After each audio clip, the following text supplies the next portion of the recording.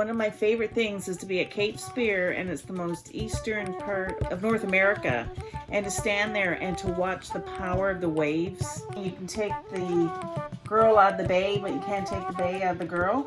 I very much long to be there.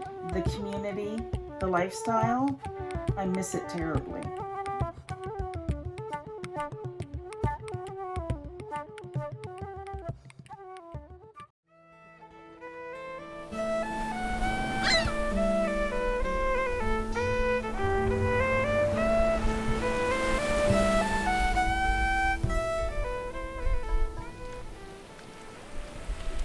I am from Newfoundland. I'm originally from Baytona, Newfoundland.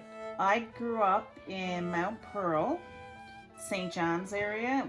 Baytona is a small town in central Notre Dame Bay. Population, when I was there, was probably about 450. You couldn't run to the grocery store. There was no grocery store. You had to drive 45 minutes to get to a grocery store. You had to budget. You only had so much money to go around. It's harsh living there. I grew up and you had to have a wood stove because you didn't know when you're going to have power in the winter because of ice storms. My mom is 75 and she was 14 when they got electricity or a road to the highway, because before that, to leave her community, you had to leave by boat or train. A lot of isolation. We had our own vegetable gardens, hunting for moose and for meat in the freezer. Occasionally we get fish, but not very often. It wasn't a fishing town, it was a logging town. There was a lot of people that were employed at pulp and paper mill, house building materials, forestry ranger and forest management and stuff like that. There wasn't a lot of options in Newfoundland.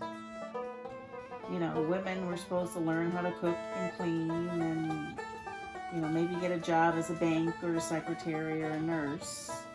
I wasn't really encouraged. But most of the people I know, they were working retail, hotels, that type of thing, doing what they can to stay there.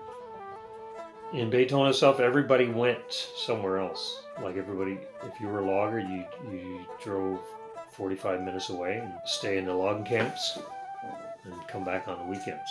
If you're a fisherman, that's one of the hardest jobs you can do. You're going to work in the fish plant. It's not easy work. Logging, you can't get much harder than being a logger.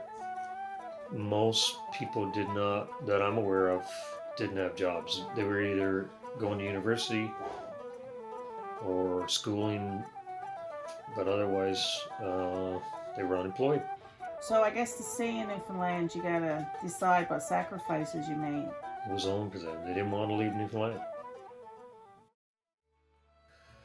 I came to Ontario in 1986.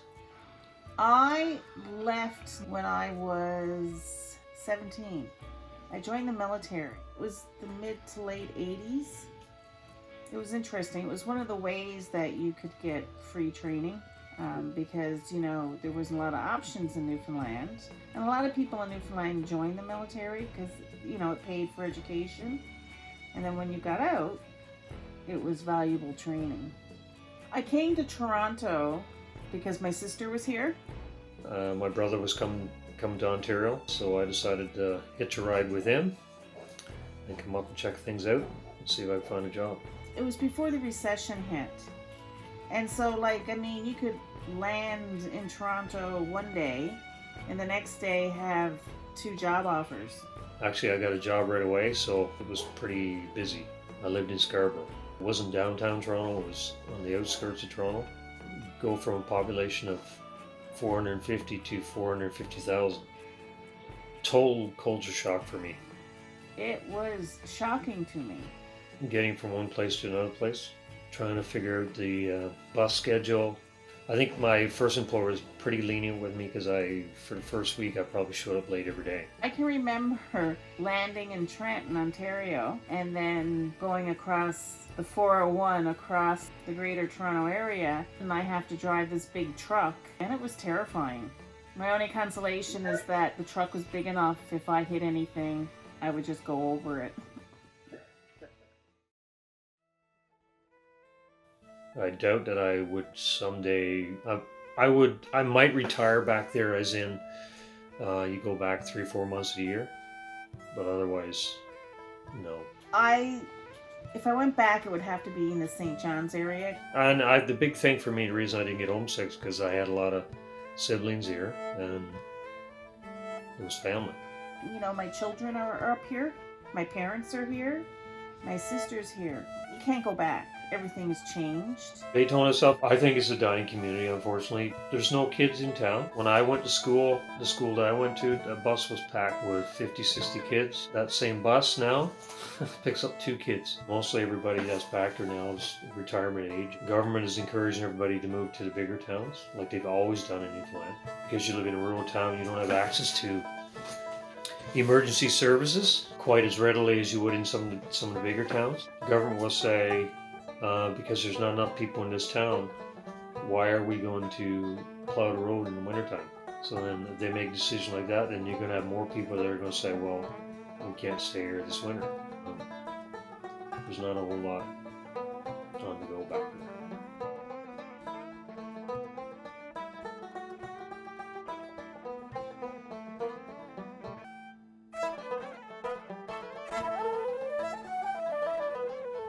Oh my, it's a paradise. Especially if you go to Grossmore National Park and they have the fjords and it's a World Heritage Site. Hiking and camping in the Viking village. But mostly it's the people, the hospitality, the caring. I had a great life growing up. Any of my siblings are going to say the same thing. They wouldn't change anything. The culture, the food, the water. The town that I grew up in, the people that I knew, the areas around where I lived, great memories, great place. It's stunning. Stunning.